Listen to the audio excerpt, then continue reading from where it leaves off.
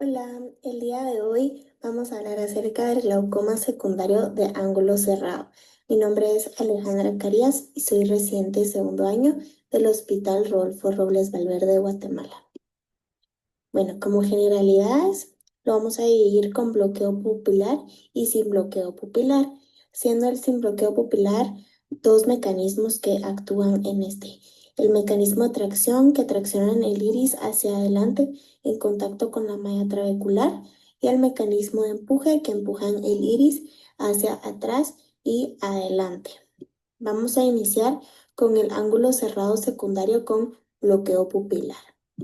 Como primero tenemos el inducido por el lente, que sería el glaucoma facomórfico. Esta es una entidad multifactorial. El cierre del ángulo es de carácter lento y progresivo asociado a la formación de catarata. El bloqueo pupilar es la condición más importante.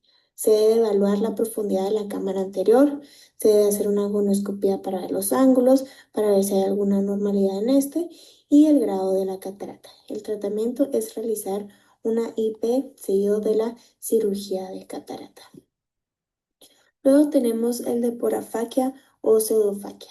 El mecanismo es que el vitrio puede bloquear la pupila y la IP. El ángulo se cierra y el iris asume una configuración Bombé. El tratamiento son los midriáticos y cicloplégicos, disminución del humor acuoso y realizar IP. Otras causas es el bloqueo con el lente intraocular en la cámara anterior, una capsulotomía por obstrucción de la pupila con el vitrio. Tenemos la ectopia lentis, que es el desplazamiento del cristalino de su posición anatómica normal. Puede ser hacia adelante, causando un bloqueo pupilar, luego un iris bombé, luego una estrechez del ángulo y por consiguiente un glaucoma secundario. Las causas del lente subluxado tenemos el síndrome subexfoliativo por trauma, por síndrome de Marfan, homocistinuria, microesferofaquia, síndrome de Weil-Marchesani y el síndrome de Ehlers-Danlos. Así como podemos apreciar en esta imagen. El tratamiento es realizar dos IPs con 180 grados de distancia para que no se obstruyan las dos al mismo tiempo por el lente. Perdón. La microesferofaquia, este es congénito. El lente va a ser una forma esférica o globular que va a causar una subluxación y causa un posible bloqueo pupilar. Está asociado al síndrome de Marfan y al de Weil-Marchesani. El tratamiento son los cicloplégicos. Luego tenemos el ángulo cerrado secundario sin bloqueo pupilar. Aquí puede ser por el mecanismo de tracción, que es una contracción de una banda, membrana o exudado inflamatorio hemorrágico celular o vascular en el ángulo, y está el por empuje, que es un desplazamiento hacia adelante del iris, acompañado de edema y rotación anterior del cuerpo ciliar. Luego tenemos condiciones con mecanismo de tracción. Aquí tenemos el glaucoma neovascular, que es una neovascularización del segmento anterior, donde puede haber una membrana fibrovascular en la superficie del iris, margen pupilar y malla trabecular. Va a causar isquemia ocular de la retina o inflamación ocular, retinopatía diabética, obstrucción de vena central de la retina o rama, o síndrome isquémico ocular. Luego tenemos también los síntomas como presión intraocular elevada, disminución de agudeza visual, dolor ocular, hiperemia conjuntival, edema corneal, microquistes, se puede dar panfotocoagulación, anti-VEGF intravitrio, hipotensores tópicos o válvula también. Luego tenemos el síndrome endotelial iridocorneal como el de Chandler, el de atrofia progresiva del iris o el de síndrome de Cohen-Rees. Estos van a ser unilateral, más común en mujeres de 20 a 50 años, por pío elevada, baja agudeza visual por el edema corneal y un glaucoma secundario de ángulo cerrado y o iris de apariencia normal. En el de Chandler se va a predominar el edema corneal. En el de atrofia progresiva del iris va a haber una atrofia del iris que lleva a heterocromía, corectopia, ectropio nubeal y formación de agujeros. El síndrome de Cohen-Rees son nódulos pedunculados o lesiones pigmentarias en la superficie anterior del iris. Luego tenemos también el crecimiento interno epitelial o fibroso, que son complicaciones de procedimientos quirúrgicos que producen glaucoma secundario severo.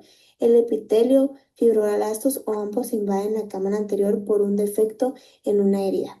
Factores de riesgo: inflamación prolongada, dehiscencia de una herida, retraso del cierre de una herida o rasgadura de la membrana de descendente.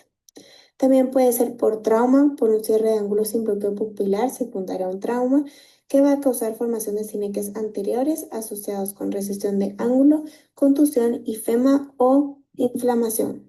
Luego tenemos las condiciones con mecanismo de empuje.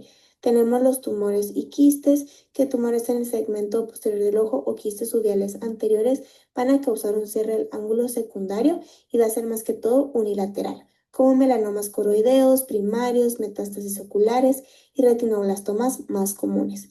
El mecanismo del cierre está determinado por el tamaño, la localización y patología. Pueden empujar la interfase iris-lente hacia adelante o formar síneques anteriores y posteriores. También pueden producir neovascularización en el segmento anterior. También tenemos el glaucoma maligno, que es un glaucoma severo secundario a cirugía en pacientes con historia de ángulo cerrado, donde el mecanismo es que la rotación anterior del cuerpo ciliar y la mala dirección posterior del humor acuoso, asociado a bloqueo relativo del movimiento del humor acuoso hacia adelante a nivel del ecuador del lente, cara vitrea y proceso ciliar. El tratamiento es médico, IP y quirúrgico.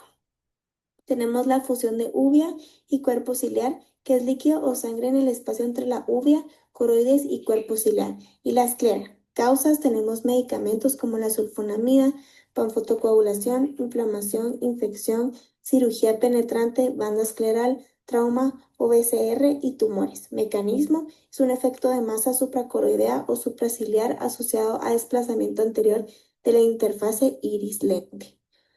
Luego tenemos el glaucoma secundario a oclusión de la vena central de la retina, que es movimiento hacia adelante el cristalino e iris tras una oclusión venosa. Puede ser ocasional y presentarse a las 2 o 3 semanas después del evento.